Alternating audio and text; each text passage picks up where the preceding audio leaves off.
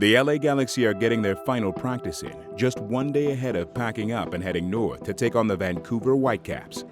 But recent injuries to Robbie Keane, Steven Gerrard, and Gio Dos Santos will make them unavailable for this weekend's match, leaving head coach Bruce Arena to make some bold personnel moves. This will be a good game for some new faces, and we look forward to seeing them play. Who steps into the captain role?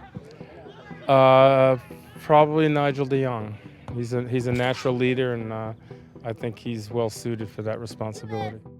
I think it was 2 days before the game, and he just came to me. He told me, "You're going to be the captain for this game." So, yeah, it's of course a great opportunity, and of course, while I'm being the new guy, it gives a great responsibility, and he trusts my leadership. So I'm very glad and honored that happened. Bruce is also called on another player to step up, young Ari Lassiter, who recently signed a first-team contract and is the son of former MLS star Roy Lassiter. His strength is his finishing and getting inside the 6-yard box. So he's got a nose for goal. Hopefully he can score half the goals his father scored in this league, and we'll be in good shape. After settling into their hotel room in Vancouver and before heading out to practice, Lassiter and his roommate Dave Romney have a few moments reflecting on their time together with Galaxy 2 last season. Dave sucks as a roommate. No, I'm kidding. Nah, we go way back. How far back? About a year ago. Yeah, Galaxy 2, This is Galaxy 2. This is Los Dos room right here.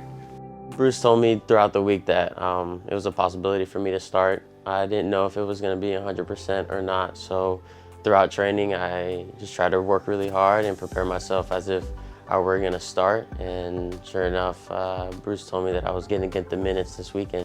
My dad just came up to me and talked about this opportunity of me starting, and really just told me to go out there and have fun.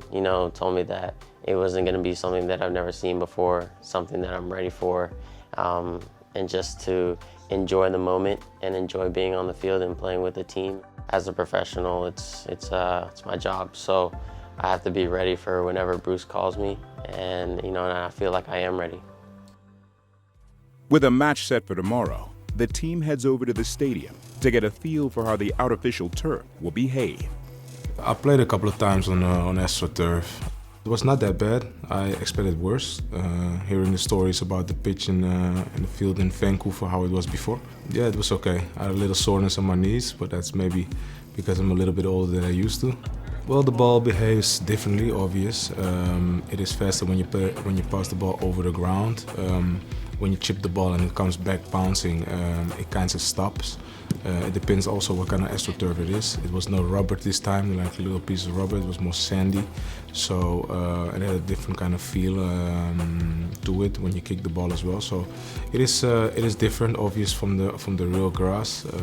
But at the end of the day, you got to deal with it. Also hoping to play in tomorrow's contest is a much-traveled Gyasi Zardes, who recently returned to the Galaxy after serving 2 games of international duty. He can kind of do it all. He's strong, he's good in the air, he has good technical ability, he can score, he can shoot very hard from distance. He's a big guy and I'm a little bit smaller, so I'm a little bit more mobile and I can play around him. So I think when we are both on the field together, I think it's a pretty dynamic duo. I think he's doing a great job. I know there's probably sometimes a lot of pressure upon himself to try to fill his dad's shoes. I think he's taking it well. Every day he's giving it his all. He's progressing as a player. I see it personally, but I think he's going in a great direction, and he's just going to only get better practicing with the first team.